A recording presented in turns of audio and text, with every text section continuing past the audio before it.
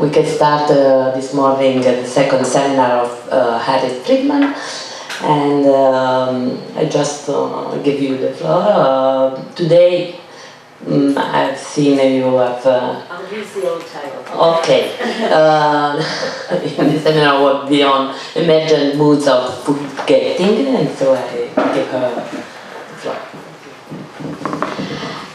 So I asked yesterday for guidance on what you'd like to hear today, and so I came up with this talk, which I'll frame now before I begin in relation to the announced topic, and give a few definitions and a little background. Is this okay for the microphone? Good. Bueno. So, emergent modes of food getting. I actually called it emergent modes of human food getting. And the reason is that I'm trying to think, I'm not the only one, I'm participating in some project that, I think Jason Moore was here, he's one, Bruno Latour, trying to take up the question of how we can think the social and the ecological together. So I am beginning now with resilience models, and it's a particular way of defining political ecology, although maybe I should call it social ecology. Part of the problem, as we've learned from Bruno Latour, is our inherited disciplines and the divisions between them, and therefore the different concepts which we can't live without them, but we can't be too attached to them either. So, it's a particular way, I'm calling it political ecology for now, but the main point is that, of the term food getting, is that humans are a species. However complex our societies become, we remain a species that, like all species, changes our environments in order to get food.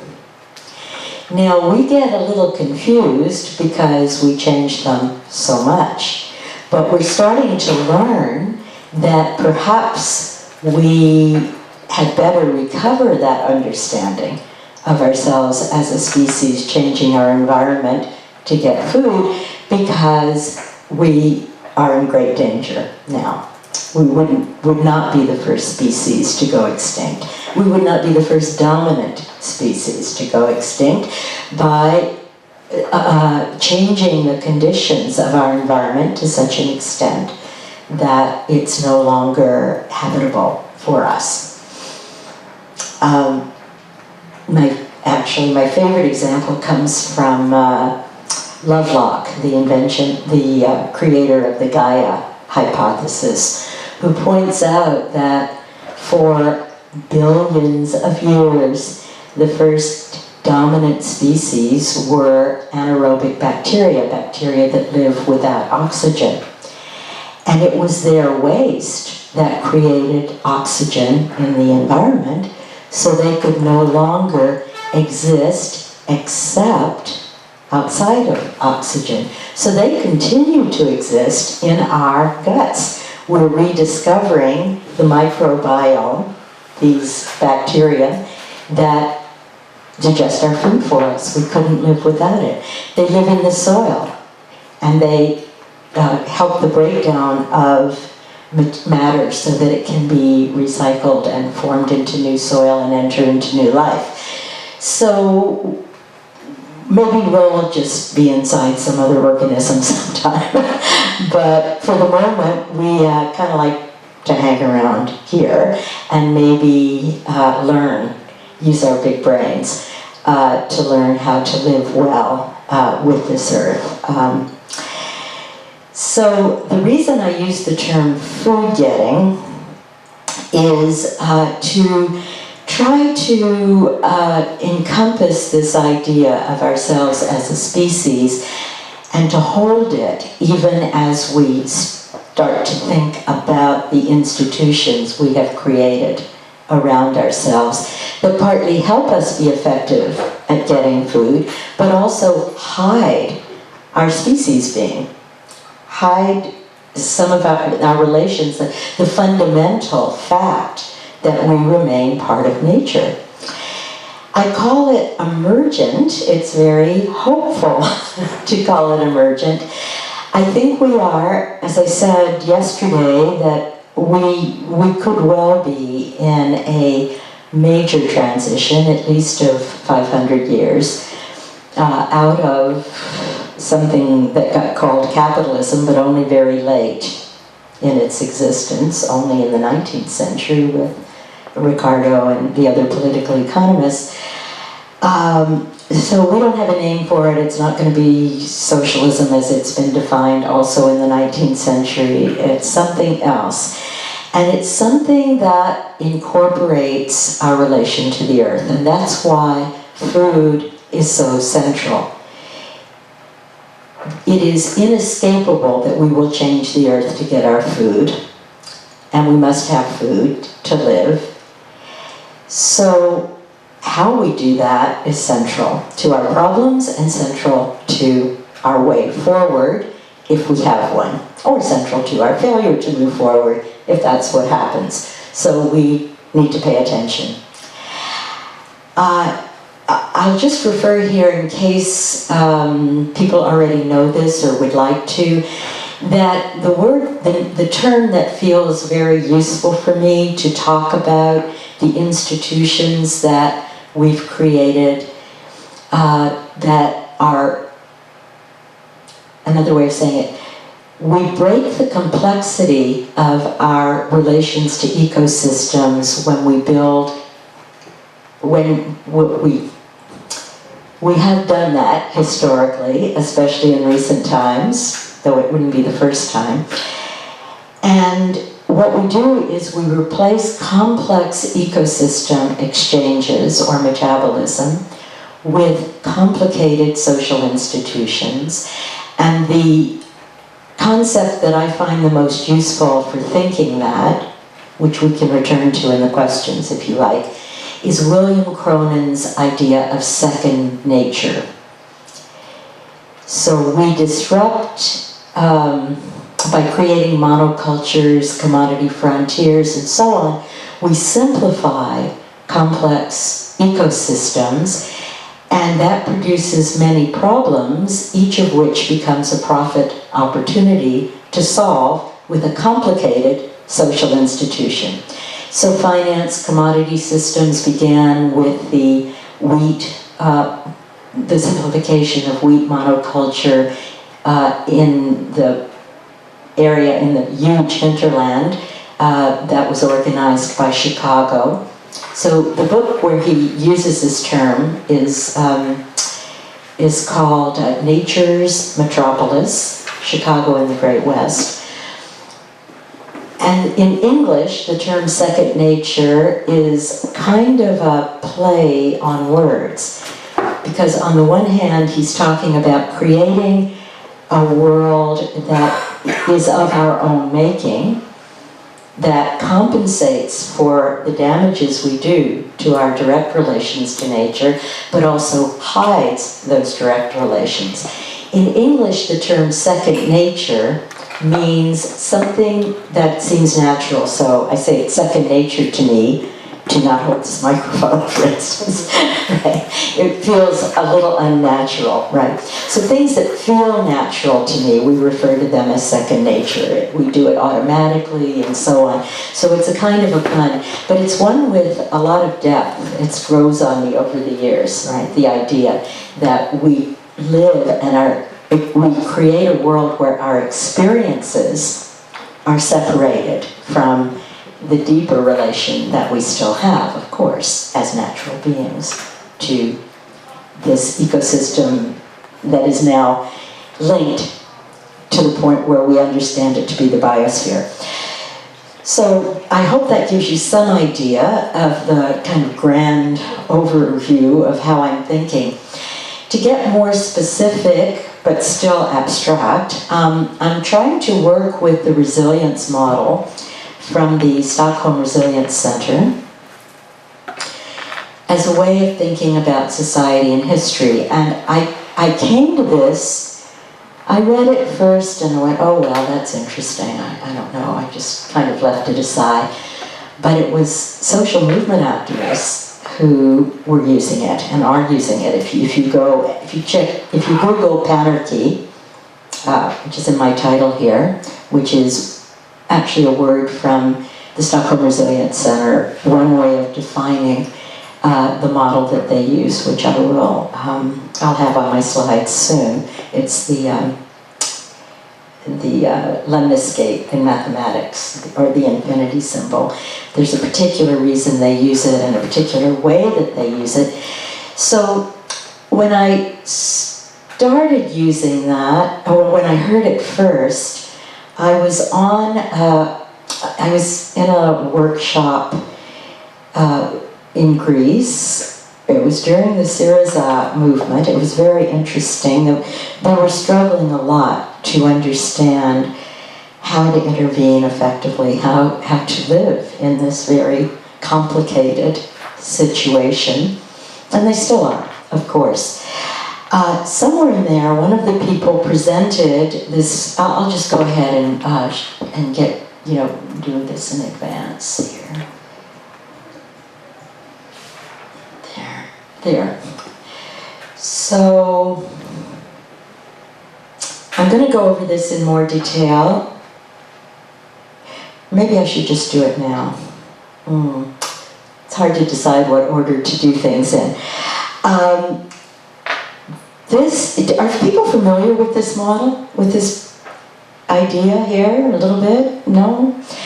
Okay, the idea, let's use a forest fire. That's a really common one that's used.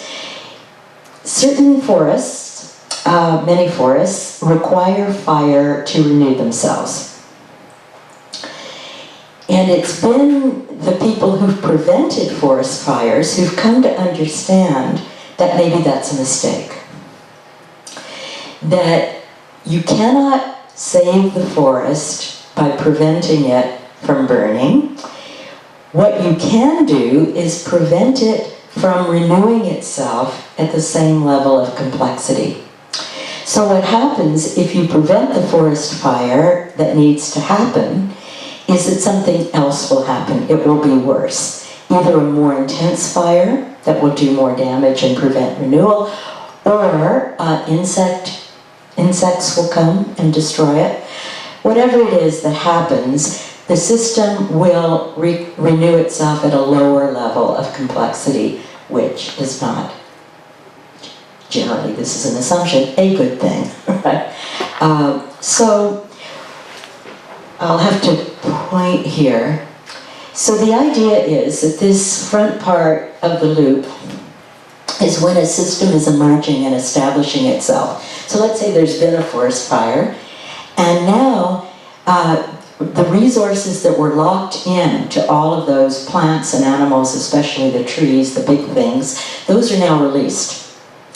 And there are many possibilities for reorganization up there, and they may not happen. That'll be something that the social movement people call a poverty trap, but we'll get to that. So if something happens, if there's a renewal, then there begins a period of growth and elaboration. So let's say the beginning of capitalism lasted several hundred years. We look back and we say, oh, there were the cities, there were the markets, there were the long distance trade, there were many elements, and they came together in a certain way, and then they were able to grow and develop to the point where it could be named. You could see the dynamics of the system by the 19th century, but it took a long time. So once that happens, the system's at maturity, or in this diagram it says conservation, and then it gets rigid. Then something has to happen. The idea of this is that things are always in motion, and that this pattern can be understood at every level, from the cellular level or the atomic level, right up to the biosphere and perhaps the cosmos. I don't know, that would be a really long time. So if we prevent that, that's called a lock-in. And the moment, the epiphany for me, the moment of understanding how useful this could be for thinking about history and for thinking about practice was when the person presenting this up on that great mountaintop said, this lock-in, if you think about a forest not being, being prevented from going into fire, what if we think about finance like this? What if we talk about bailing out financial institutions when they have a crisis as preventing a forest fire? So we aren't really saving the banks, we aren't really saving finance. What we're doing is making for a worse situation. And what happens is then that the system that we're interfering in, that needs to change, continues to lock in the resources that we need to build something new.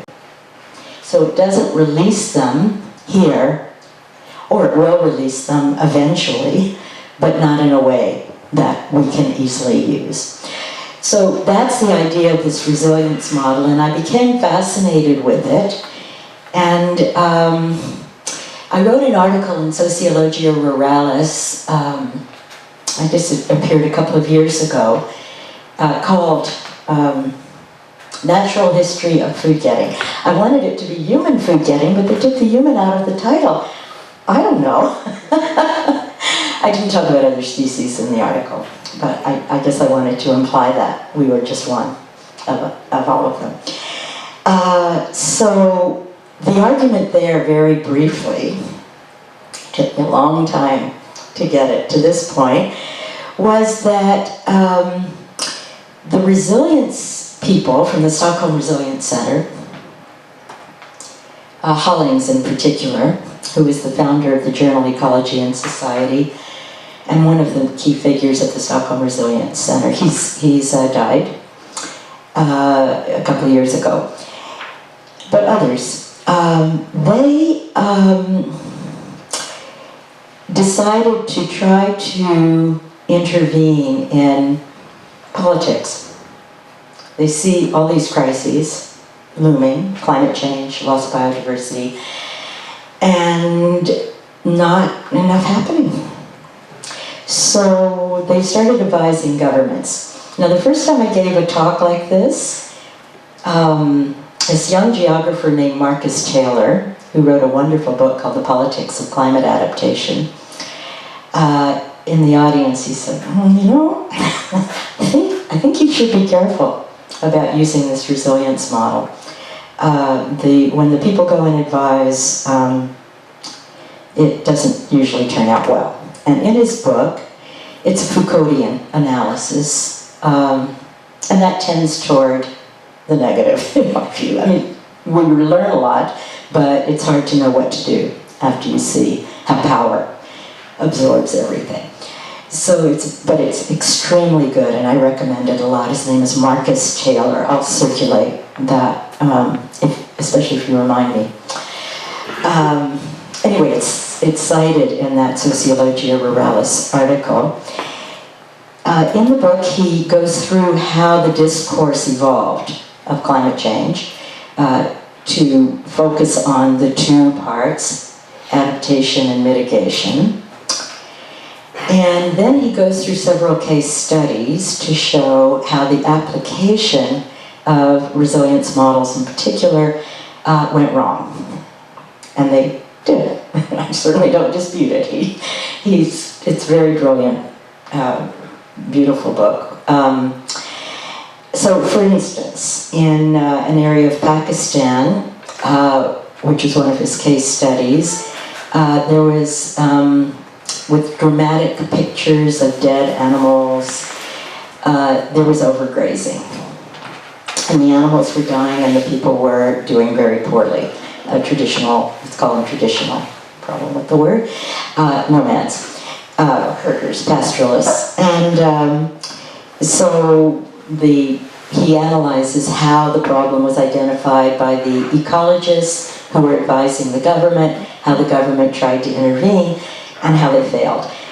And then he says, now, if we widen our view here, we see other things, like there was big mining in the area, other things that forced the pastoralists onto much smaller pieces of land.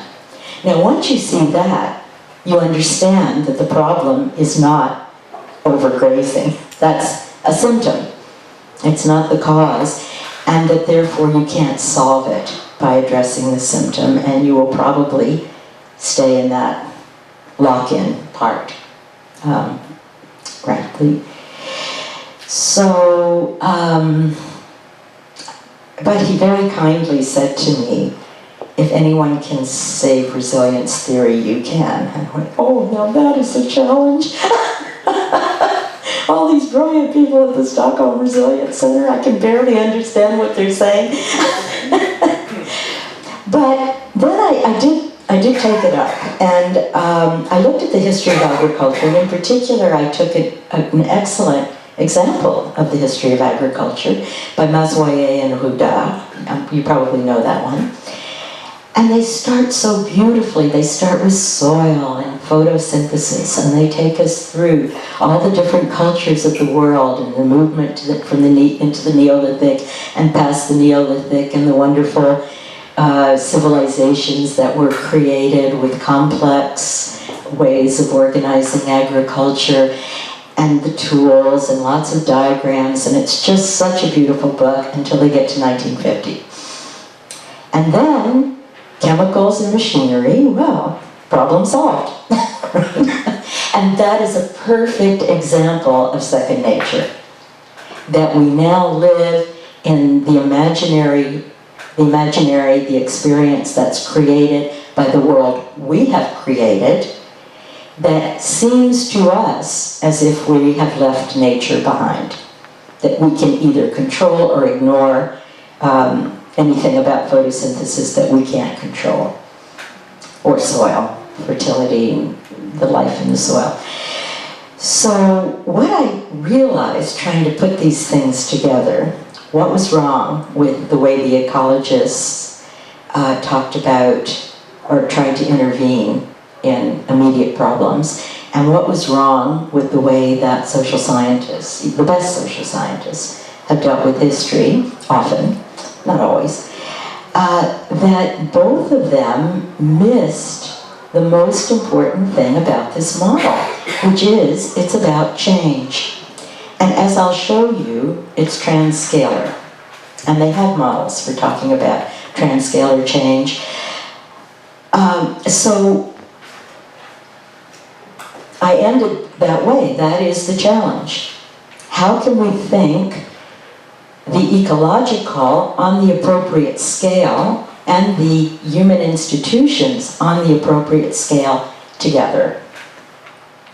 So I will go through some of the more specific ways that this model is used, but now first let me define the term food getting. So I use food getting just to emphasize this fact that however complicated our institutions get, we're still a species changing our environment to get our food. Right? And that we need to have a term that includes all of it. That includes before the Neolithic, our ancestors, the Neolithic, all of it, right up to the dependence on fossil fuels. So what I decided to do today is to go back to that, for me, original inspiration to get on this path. And that was, how do we make change? And how do we think about the very small scale changes that we can make within a very big dynamic, right? But the big dynamic consists of many small dynamics too. And so to be able to think about how systems transform and how to perhaps rethink our experiences, reevaluate our experiences in ways that are more nuanced than success and failure, that we can think about things on that loop disappearing as being part, our institutions, as being part of a natural and social change. socio-natural change, natural social change, something. So I've thought a lot, and I followed very closely a particular experiment that was very interesting in Toronto, and people had asked me to speak about the Toronto Food Policy Council. So implications for intentional action and how to perhaps reflect differently on our experiences. As a little background to this case study, I use the term community of food practice to talk about the Toronto Food Policy Council, which was formed more than 25 years ago. And I've been involved with it the whole time. I was chair during a crucial time when the city was being reorganized in the 1990s. And I define community of food practice for that purpose as being the networks of all the people and institutions that are trying to change. And they penetrate the official institutions. They're always individuals. Inside corporations now, perhaps then, inside governments, even when they have bad policies, and they are part of the networks that allow for change to happen at the right moments. So a lot of this is about timing and thinking about scales of time as well as scales of organization and place and space. The second part of a community of food practice that seems crucial out of the Toronto experience is to have anchoring institutions. So a little background on this organization, Local Food Plus, that I'm going to describe, its rise and fall, is that it formed very quickly at a certain moment. The two key figures, so Laurie Starbrand, who became the president of this instantly formed organization, in the middle there, she had a very, and still has, she's now head of the Toronto Food Policy Council, but when this happened, she wasn't. She was working at the World Wildlife Fund. She'd given up a very successful career as a media person on CBC Radio, an announcer, Canadian Broadcasting Corporation. And she was convinced that we needed brand, at the time, by 2006, local food was something new. So part of this is how ideas evolve and get displaced, right, and get incorporated into something bigger. And that public procurement was the way to do it, somehow. The second person, Mike Schreiner, who's now head of the Green Party of Ontario, came to Toronto with his partner, his wife, who was hired as one of my colleagues, and he'd grown up on a farm in Kansas. He decided to create, he's a real entrepreneur, but a social entrepreneur, and he decided to create a organic food delivery box, which was new at the time, and newish. I mean, their food chair already had one. It's a real, well, I don't go into too many details. But he decided to create this as a business. It had to make its own money, and he knew how to talk to farmers, and he knew how to help them improve their, what he called post-harvest practices. How to shift from the idea of I grow it, you eat it, don't worry about what it looks like or how long it lasts, to you've got to serve the customer too, right? That was a big learning that he helped in order to make his business, which became very successful. Then he got bored and he turned it over to someone else, it's still going, and said, we've got to have public procurement here to scale this thing up. And both of them had an anchoring institution to go to. They didn't know each other, but they knew of each other. And they both went to the Toronto Food Policy Council, the head of it at the time, who was a municipal employee in public health, and brought this question to them, because that's part of how the Food Policy Council works. And Wayne Roberts, the head of it, said, come to the Toronto Food Policy Council and present it. to all the counselors. It's a citizens council of people from agriculture, people from low income, people from nutrition, the schools, and so on, and come at the same time. So that's where they met. They met as they were presenting their question: how can we get public procurement to happen? And Laurie Stahlbrand experimented with an American company and created a Canadian version. That didn't go well. So there are a lot of little failures here, but a certain moment happened at the University of Toronto, which has 70,000 students, where Laurie was teaching a course there. She had her students do a survey because there were food banks among our students. There were some hungry students at the University of Toronto. And her class did a survey asking students whether they would be willing to pay a little bit more for local and sustainable food.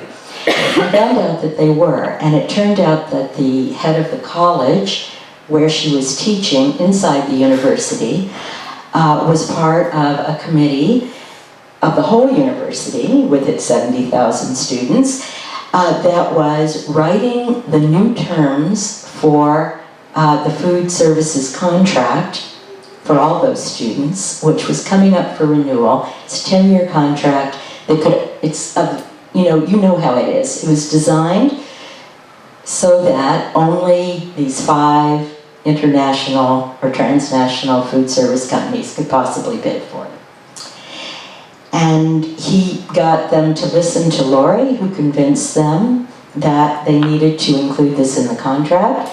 They didn't have an organization. Now it meant immediately they were going to need a certifying body that didn't exist. So somehow, it was one of those magic moments that just happens sometimes. If people are agile and they've thought about it and they've experimented and failed and stuck with it, that it was time that they would write this in, they would certify, they would specify that there was going to be a requirement for 5%, that's all, but it's still quite a lot, and you can't go beyond what the farmers can supply, right? And you have to be able to help them be able to supply more and more consistently. So what they did was they created this organization called Local Food Plus, which turned out to violate somebody's copyright, so they had to change it to Local Flavor Plus. They didn't have a nonprofit number, so a very large NGO, Food Share, let them use their charitable number, acted as an umbrella. So there was a kind of a coordination that happened. They formed this organization. This person who worked for the World Wildlife Fund is now getting phone calls from Sodexo and Compass Foods saying, what do we have to do? Right? And so that's how that went. So at the beginning, it made a big splash in North America that the University of Toronto did this food services contract, and so that's where I'm going to start the story. It's a 10-year story from 2006 to 2016, and we can continue and ask what happened, but now after that it becomes more amorphous. So I just want to track this trajectory using this resilience model as a way of thinking about how we make change. That was all the background. So here's part of the splash. The Rodale Institute in the United States had in its newspaper this headline, Toronto University begins dance with local and sustainable food. Biggest school on the continent agrees to buy good food from the biggest protected chunk of farmland in North America. That's a little of an overstatement, but anyway. You know what Rodale is. Rodale is the oldest, in North America, the oldest organic organization, and they are quite big. They've been doing wonderful field studies on productivity of organics. It's worth going onto their website. They would be the equivalent of the Soil Association in the United Kingdom. And they carry on with, it's a signal that universities everywhere may be movers and shakers in changing the food system. So I'll just point out the third person I haven't mentioned here. I did put the two logos up. They had to change Local Food Plus to Local Flavor Plus right away. So I wrote an article about the formation of it in 2007. It was published in 2007, and I used the old name. So it's kind of amazing how these things just evolve pretty quickly. Rod McCrae was the founding coordinator of the Toronto Food Policy Council, and he helped to define what food policy is. He was the public health official in charge of it for 10 years, and he wrote a series of position papers just to give you a little perspective on change, because our human brains tend to be very short term. Are we food, or is there prey out there? So he wrote a series of position papers defining food for the purposes of food policy, because we were in a health department. And agriculture is not at the municipality, that's at a higher level of government, Ontario or federal. So he wrote papers on retail, on low income, social determinants of health, on the geographical areas, what became poverty neighborhoods or priority neighborhoods in the city. All these things got folded in, and he was trying to link together all the aspects of food. Urban gardening, that was a big part of it. All of them got passed by the Toronto Board of Health and became official policy and went on a shelf somewhere, so nobody read them, except one. And this is just to mark how things change. So in the middle of the 1990s, the one they would not approve, because he didn't have enough evidence and he couldn't demonstrate it, was the one that used official statistics to show that two diseases only, chronic heart disease and diabetes, were related to diet. And they said, no, you can't prove that.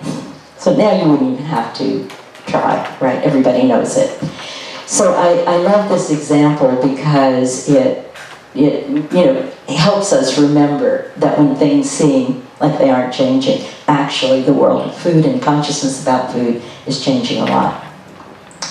So Rod McCrae did a lot to define food policy. He was a soil scientist, that's his PhD. He now teaches at York University. He had been a very important figure in the organics movement in Canada and had a lot of respect from them, which was very important because he was recruited to write the standards for Local Flavor Plus. And his standards were very different from organic standards, and it created some conflict that still goes on. Because he took basically from industry a continuous improvement model, which was implemented as a point system in 5 categories. So production was the only one that was relevant to organics, and organics, you got the most points for production. But if you didn't have good energy, good animal welfare, good labor standards, sorry, I'm going to forget the other. How many did I get? Production, energy, labor, animal welfare, and there's one more. That if you didn't do well on those, and some organics farmers didn't, you would lose points on those, and so your total points might not be that high. So you can see the organics people said, we've been doing this a long time, production is what matters, and that was the form that conflict took for us. It takes other forms here, it takes other forms elsewhere. But the intention of that continuous improvement model was first to incorporate many elements that had not been included in the original organic and continuing organic certification that we know from California allowed for it to be industrialized. Organics, especially labor. Oh, it was territoriality, it was proximity, was the last one, of course, local. And what it did too was it allowed them to, instead of the hierarchy, the authoritarian it really is a form of certification where the organics inspector comes in and says, you're in or you're out, right? You're following the rules or you're not.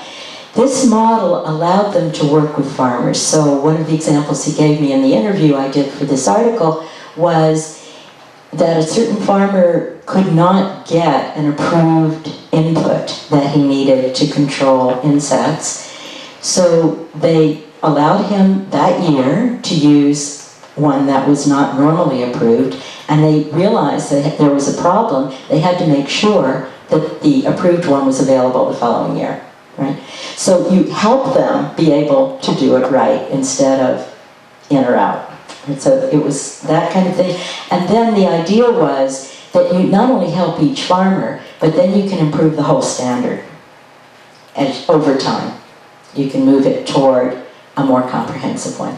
So he came on board to write these standards, and because of his trust, the networks in the organics movement, he got one of the most respected organics inspectors to train their inspectors. So now we have, a system that's drawn out with complicated responses from people and politics, but it's created something by drawing on the resources of the old system. To create something new, the old system still exists. Now, the 3 goals of Local Food Plus, I'm going to divide them into civil society, the university, the large institution, and I forgot the third one, yes, the corporations, of course. So, for Local Food Plus, the idea of public procurement was becoming very big as an idea of how to scale up local and sustainable foods. And of course, the main text at that point in English was the public plate, the idea by the School Food Revolution by Kevin Borgen and Roberta Cimino. So as a means to scale up local food networks of sustainable farmers, artisans, chefs, distributors, services, retail, and very much eaters, which is the kind of more practical word like food getting that I use for consumers. Because we're trying to turn people into more conscious eaters, not just people who buy food, right? But the buying becomes embedded in a more complex understanding of our relationships as we get our food. So the idea, therefore, was to reconstruct territorial infrastructures that had existed before, but had been marginalized by corporate long-distance logistics. So in Ontario, for instance, we still have large amounts of fresh vegetables produced, but in the 1980s, the diversity of vegetables that had been produced were reduced to 2, carrots and onions, and a small variety of those, and those were being exported to the US, while the corporate supply chains of supermarkets were bringing in carrots and onions from the US or wherever, but mainly from the US. So this idea of redundant trade, many perverse situations had developed. So now we have to reconstruct territorial infrastructures, and we have to do it, of course, in a way that is appropriate to our time. We're not going to go back. Although there are certain institutions we need to keep, but we can talk about those. Implicitly, this implies that we're going to have to marginalize the deterritorialized corporate suppliers and their logistics and their food. So Sodexo, which won a big part of the contract finally, was bringing processed food in to the university, and it was the same processed food in a centralized way, or standard apples, there were some fresh things. It was organizing that in a central way. And so we had to replace that food eventually, but we're starting with a small amount in the contract. But there's a very clear idea of what we're doing. We have to use the corporations because they're there. And the whole institutional structure is built around it. I'm saying we, I'm identifying with this project. But the idea is, if you can get the corporations to buy from local farmers and artisans and increase their ability to produce on a bigger scale, not necessarily individually, but the whole network, then gradually the corporations become redundant. And we'll see where that went in a minute, but that was the idea. So from the point of view of the public university, they didn't really care about local and sustainable food. They cared about mainly their ranking by a national magazine called Maclean's that did that every year. And one of the things that Maclean's put in its ranking system, in addition to how good the professors were, was the quality of student life that included the quality of the food that was available in the various canteens. Also, there was student activism about food quality and sustainability. The students had set up gardens and community kitchens in some cases, and food banks. So the university, through its own interests, was given a way to become a champion of quality food for its own reasons. The transnational food service corporations, in particular Aramark and Compass here, they just did what they needed to do to get the contract. So if this very big customer, the University of Toronto, is going to require it, well, find it out. Find out what you need to do. And then you'll try and manipulate it and absorb it and all of that later, but that's how it begins. 10 years later, I'm just going to track the trajectory and then we'll go back over what that means, how it happened and what it means. 10 years later, Local Food Plus dissolved itself in effect. And all that's left is a board of directors that doesn't do much and a website. They even changed the name, so the letters are the same, LFP, but now they call it the Land Food People Foundation. And it took them 2 years. Just a couple of months ago, they found a group that they were happy to turn over the website, the nonprofit number, some of the institutional framework to carry this forward. And it said on the website in 2016, having enjoyed almost a decade of groundbreaking achievements, it is time for the organization to enter a new chapter. While continuing to support our current farm certifications, we will be taking time to reassess LFP's certification and market facilitation programming.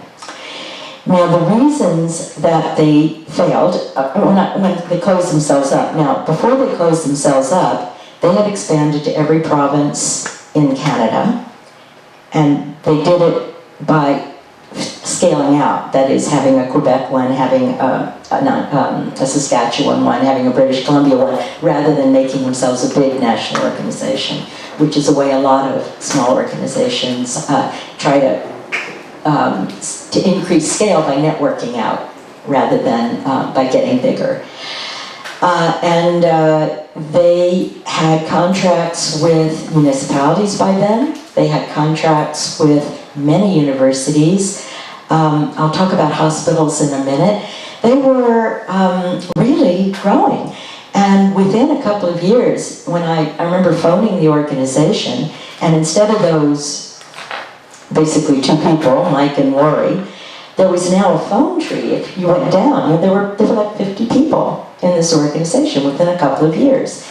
And that was just the Ontario one, and that was over. So it grew very quickly, and its programs grew very quickly. However, by 2016, it had to close up, and the reason had to do with all the institutional complexities or complications of our world right now, and particularly of operating as a nonprofit.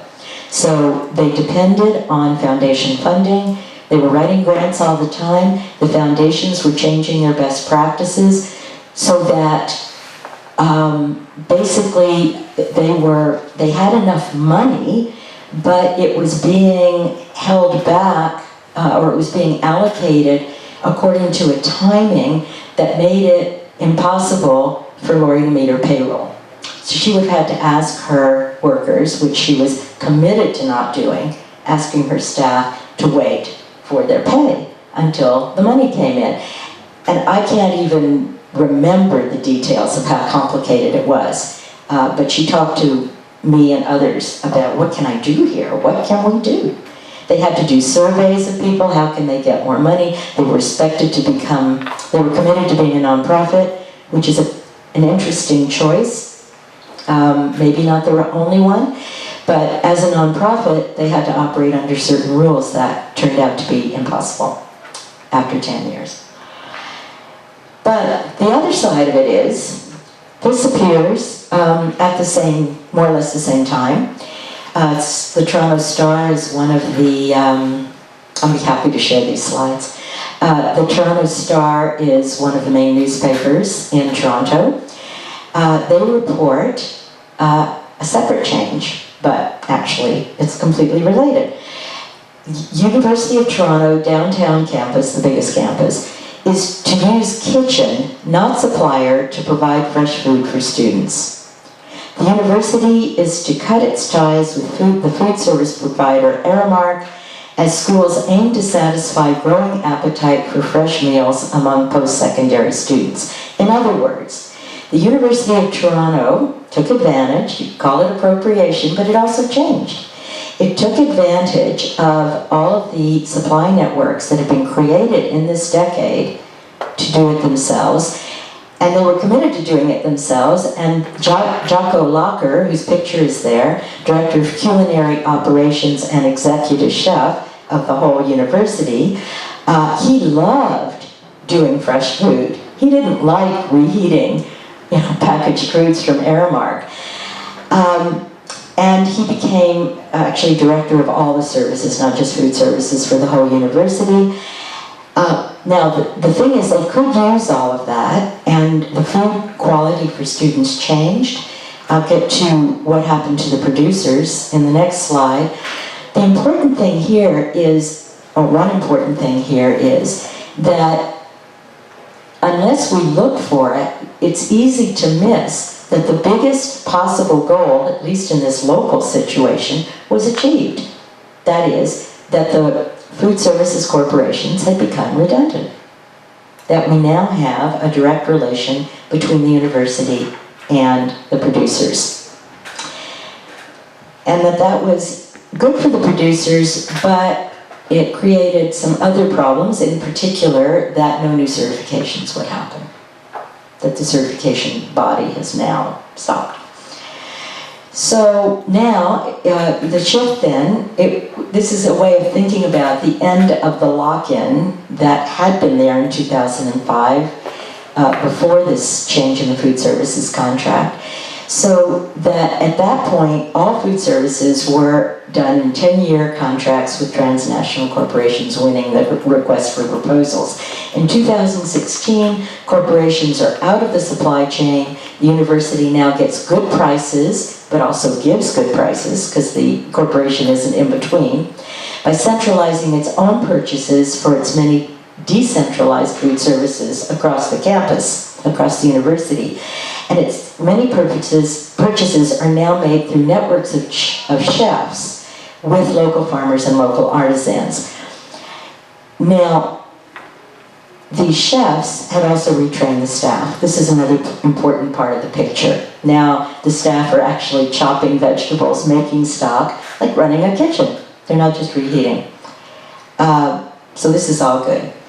So now, what changed for the university?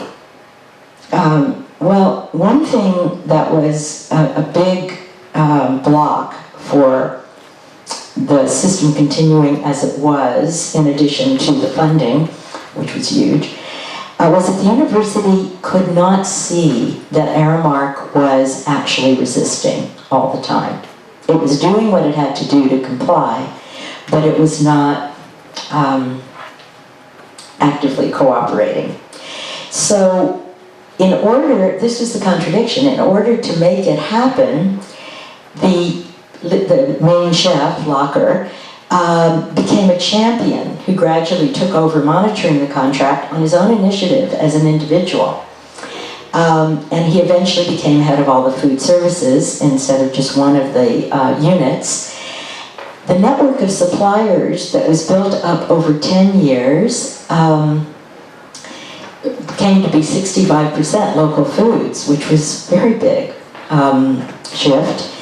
And 17% of that was certified by Local Food Plus, but that was destined to decline, even if they could keep that proportion, which is not clear without a continuing certification system. Certification is an interesting question, and we move beyond it when we set up direct networks of producers and consumers, but when you're working with institutions, and when you start to get bigger, it may be that it's necessary. So that's an interesting question that we can discuss. But the university reskilled and paid cooks better. It reduced waste. It worked with suppliers to control their costs and help them get a stable market. And the university took over then the reconstructed territorial relationships. Oops. So, what changed for the suppliers? Some examples. These were organizations that existed before Local Food Plus came in, but were able to stabilize in ways that I would say were positive. So the Norfolk Food Growers Co-op grew apples. It had been exporting them to England. It didn't want to. It would much rather sell them locally, but it couldn't enter into the supermarket supply chain. So it was exporting the apples to England. It now shifted to 80% Ontario because students can eat a lot of apples. Harmony Organic Dairy, which was already selling inside Ontario because we have still, though I don't know for how long, supply management, so it happens inside the province.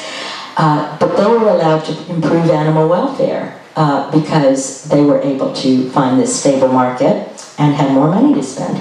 The organics people wanted to do that, but so some of their constraints were loosened. One of the Holland Marsh, this very large vegetable producing area that just went to carrots and onions, diversified and shipped to local markets, and not just for University of Toronto.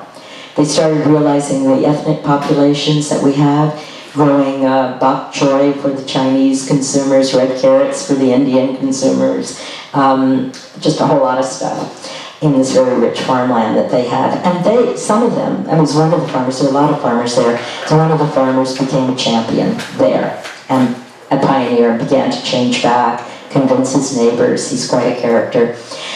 The other institutions moved to LFP and to better food, even private sector, a small local Italian origin Fiesta Farms, supermarket chain, started buying Local Food Plus and advertising it in their stores, and they made arrangements with a small local pizza, very nice pizza chain to use Local Food Plus ingredients. And so the things started to elaborate in the private sector too, with local businesses.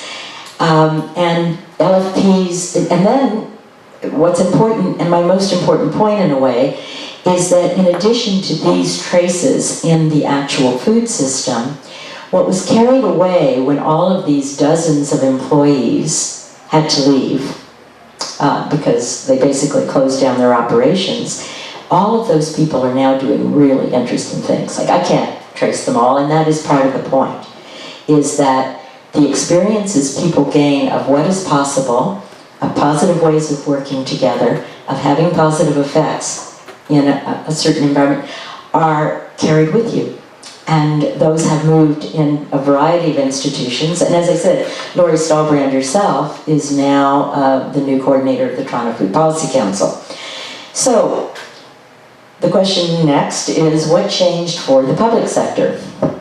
Now, University of Toronto and other universities and other schools that had cafeterias had begun to source locally. I mean, it was a bigger change than the University of Toronto. Now, the big hard one is hospitals. How do we serve sick people terrible food in hospitals? The kitchens that used to exist in our hospitals in Ontario were closed. The staff didn't know how to cook. So one hospital, Scarborough is kind of an inner suburb of Toronto, 3 through its public relations arm, not its health part, it wanted to be able, like the university, to say, we have better food. They allocated some money in the short term to hire Joshna Maharaj. She's I call her an activist chef. She's a successful chef. Her mentor is one of the most important celebrated chefs in Toronto, Jamie Kennedy. But she wants to change food in public institutions. That is her mission. And she got hired first at Scarborough Hospital to reconstruct their kitchen. They gave her money to do that, to buy equipment, and to retrain the staff, and to make connections with farmers. And a lot of it then becomes publicity. So this was actually a sign on a field in an area not far outside of Toronto. These crops are grown for the patients and staff at Scarborough Hospital. And it was only a small proportion of the food they served, but it was a beginning, then it ended. And then she was hired to do the same at Ryerson University, which is a very large, one of the 3 large universities in Toronto. But then when the vice president changed, she was out, but she left behind amazing gardens, an amazing farmer's market, healthy food at affordable prices. She was very good at that, at making and culturally diverse food for the students. So my argument is that a decade of still small changes have led to changes in food culture and food policy. So the Food Policy Council has moved on. We can talk about that. But more important in some ways, because it was completely new, was that the province of Ontario adopted a local food bill in 2013. And that included some small things, tax credit for farmers, mainly for charitable donations. But that was also interesting because of how people are brought from low-income areas on a bus to glean in the fields, and how they come back. Some of the organizations, the non-governmental organizations, are organizing kitchens to cook together, to share stories about food, and especially from the different cultures that people come from. I just put a few things in. The Green Belt is one of the largest green belts in the world around Toronto. It was made, the farmers hate it. If you drive through the Green Belt, you'll see signs on all the farms saying terrible things about the government. It's been several governments. It was done a while ago. They didn't consult the farmers. They didn't think about food and agriculture. But now they are using big public campaigns to convince people to eat food from the Greenbelt, that it's good. It's good because it's environmentally protected. But they hadn't thought of that first, and there's the issue of the value of the land, which was affected in complicated ways, and speculation on the outside and the inside.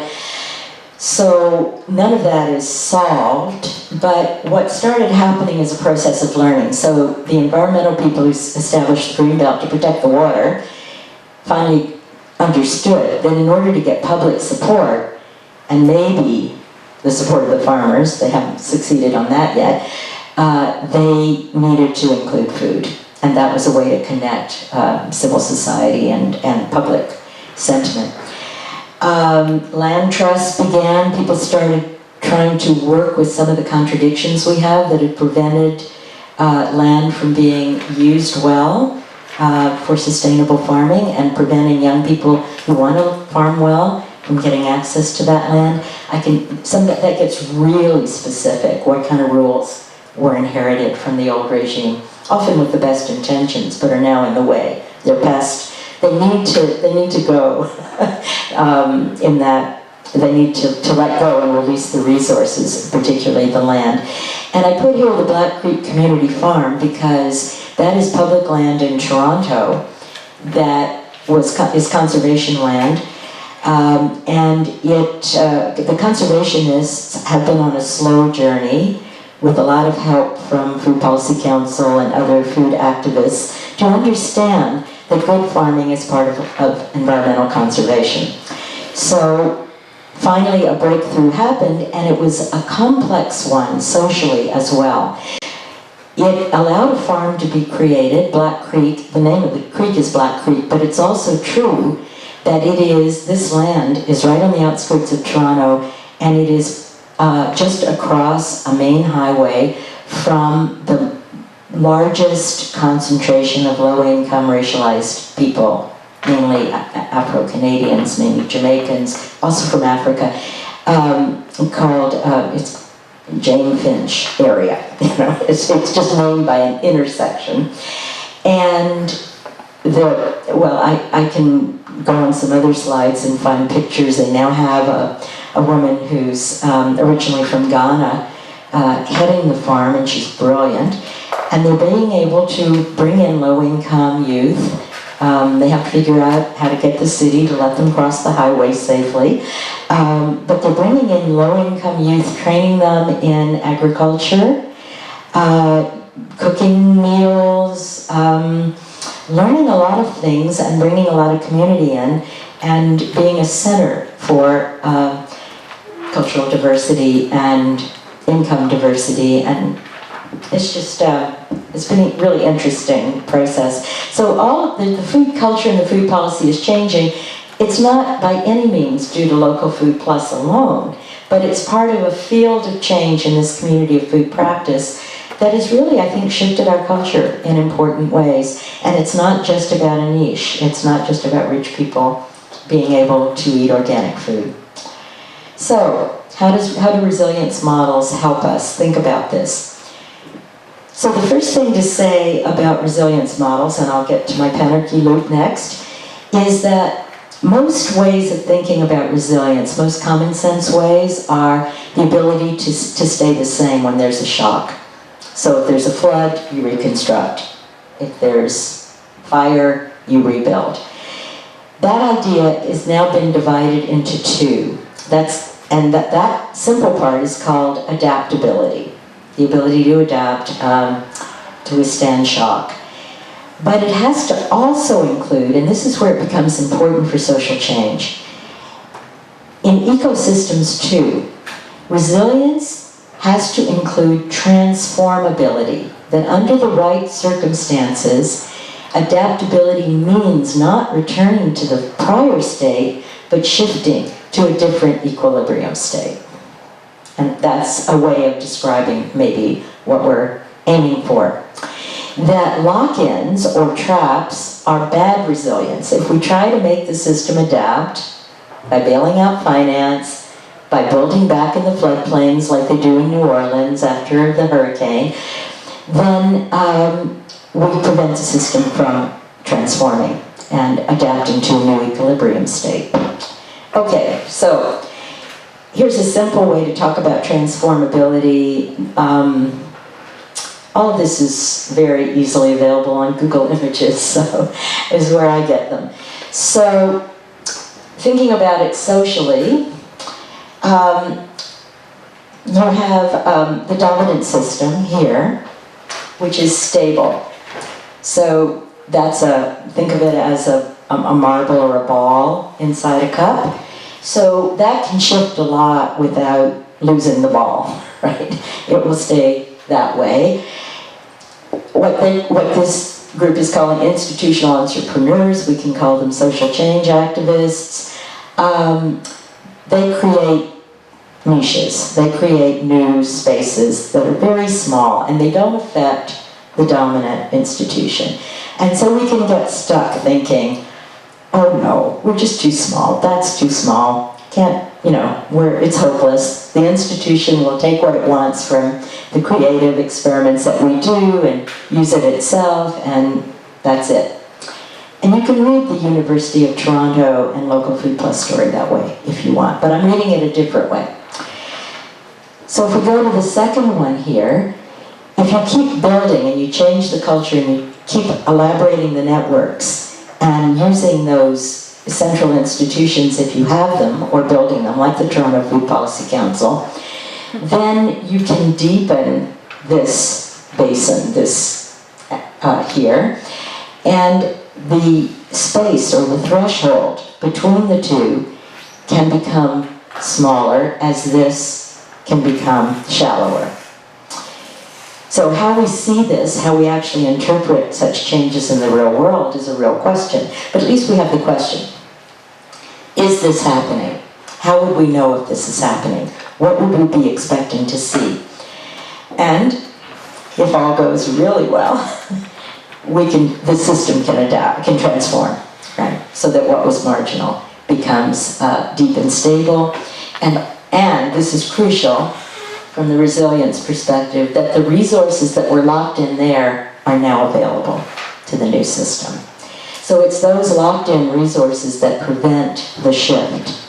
And what we're trying to do is figure out how to release them and reorganize them into the kind of systems that we're hoping to have. So a lot of this has to do with strategic timing, and I think one way of thinking about it is that if you think about the dominant system as in crisis, I think it is everywhere, right? The problem is, how do we see what those crises are and see them constructively as openings for intervention? But at least here's an image for how to think about that, for how to visualize that question. And then if we see the community of food practice, the network of change agents as growing, then what we can see is that there is a particular space when change can happen.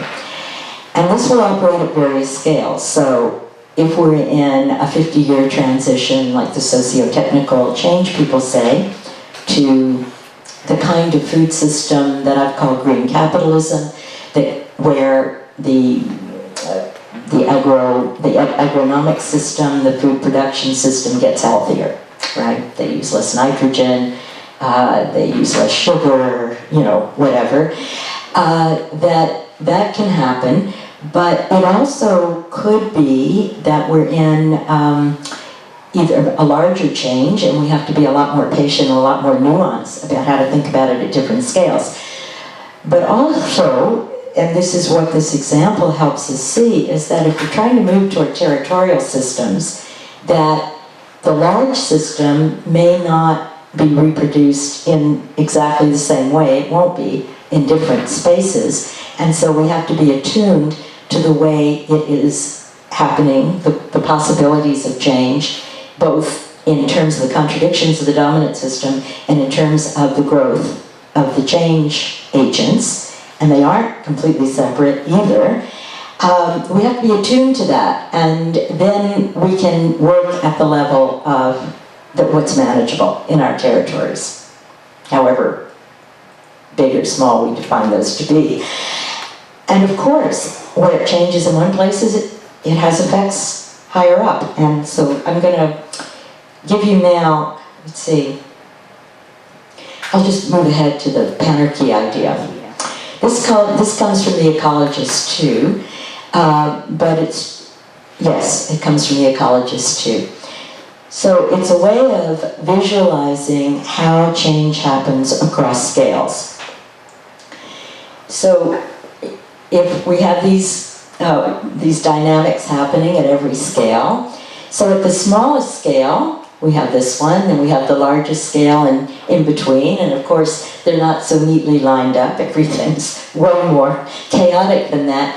But to simplify our thinking and our ability to observe, it's interesting to think about it this way, that the small loops, call it local food plus, okay, they are attempting to change the middle level, let's call it the University of Toronto, as one public institution, and maybe all public institutions, and that is attempting to change the biggest scale, that's the transnational food corporations. So, in fact, we want to get rid of them, but we want to change the largest scale. Now, what the ecological model calls this, or one of them, is revolt. That is, that the small changes, which are fast, and you go through the cycles much more quickly, they are trying to change the higher level ones, and in order to do that, they have to enter into the points of vulnerability of the bigger system. So in this particular story, there was a convergence of people and who could see what needed to happen at the moment when they were well positioned to convince the University of Toronto to rewrite its food services contract for the next 10 years. So it's a moment, right? It's a moment when you can affect that lock-in. You don't, it's not all or nothing, but it's something. It's a shift. The bigger and slower movements, they say remember. And what that means is those are large and slow, and they are scanning the transnational food service corporations. They are very adaptable, right? They've got people and eyes on all of us. We're particularly aware of that at this moment. And they can take and do this. They appropriate what's useful for them to reform and adapt. They are the ones adapting, and we are wanting transformation, okay? So they will be doing that, and now Aramark is out of the picture. So they actually did change the landscape, at least locally here. And I'm sure Aramark learned from that and is going to try to prevent that happening elsewhere. But meanwhile, the university has released the resources that were locked in to this transnational corporation and is now using them locally. And that's been very helpful. So the argument is that Local Food Plus disrupted the university corporate tie by entering into it, and even though it didn't survive as an organization, we can look to those successes. That our idea of success as adaptation isn't very helpful. Sometimes it's time for things to die. And we have to embrace that. And I would say at a deep psychological level, we need to think about that too, how we think about our own death, mortality, but also the death of institutions and organizations and practices. I wanted to, whoops. All right, so we'll go over this slide I skipped. Understanding transformability. So these are several sources that I'm offering. They might be useful. And the quote from Olson, I can give you these exact references. How to understand the sequence of events that led to a new governance mode, overcoming path dependence, which the ecologists would call lock-in, or the social movement people who use this model, and how to transform it into a different trajectory with a changed human environmental interactions and feedbacks. That's all very fancy language, which is why it's helpful to have a case study, I think. Alexander Wendt, this is all very abstract too, big political scientist, international relations person, but part of the point of this is not necessarily to give you complicated things to read. It's also to suggest that these questions are coming up even in the most conservative places. So he's quantum mind, he's taking this physics, which is pretty mind-blowing, right, quantum physics, and trying to ask, the way I'm asking about resilience and ecological models, how can they help us rethink social science? And crucial to all of this is scales of change. And one of the really useful insights he has that I think applies is not, and that's why I said from hierarchy to panarchy, that scales now are not about up and down, even though we keep having to represent them in 2 dimensions, as if they were. Scales of change are about inside out and outside in, right? That these models, I do this in my sleep now, thinking this way, they help us understand that about the interpenetration and the overlapping of institutions, of practices, of people. So if you think of examples of policy change, for instance, in a good direction, they aren't going to be huge, usually, but maybe. Or I just met somebody in France who was talking in a certain way, and I said, did you have something to do with the EU policy on circular economy? A little. Good. Okay, so this is how a lot of how things happen. Do we know what that policy will mean, how it will be implemented? I don't think so. It's very new and it's huge. But there's a lot of literature out there, and there are a lot of ways to think about and reframe policy to do it. So this idea of people being inside, ready when the moment is right, to work inside their institutions and help them shift. And that's true in the private sector. I mean, I know of examples. And there's people writing from the private sector now. People like, the people who do cradle to cradle, about, so it is circular economy work in industry. And they talk about a technosphere as well as the biosphere, and how if we can produce things that not only are not toxic, can be used multiple times, then we can make a technosphere that is more harmonious with the biosphere. And another concept that I'm finding helpful is institutional entrepreneurs, who are both inside and outside any organization, and need to, and they may not need to survive the transformation that they have initiated and guided. So I'll just go back, I'll just name a couple more things. I went over the main part of the loop.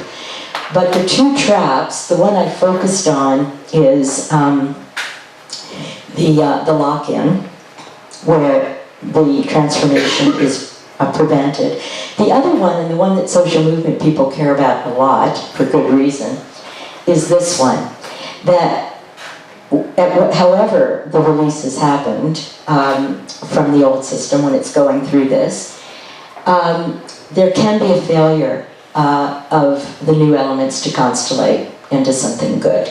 That's what we want, right? We want our various experiments to be able to come together to create, to enter into the next phase of this cycle, but sometimes they don't.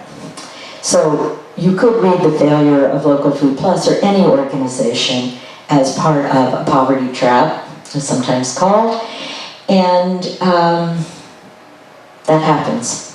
And we can get very discouraged when it happens. But it still helps to see, to have a way of thinking about when things come together, whether the timing is right, how our activism or our networks are agile or resilient or adaptable or not, and able to see well what the contradictions are in the larger systems, so that we can be effective. And so, I'll end here. The dance of creativity, conservation, and appropriation continues.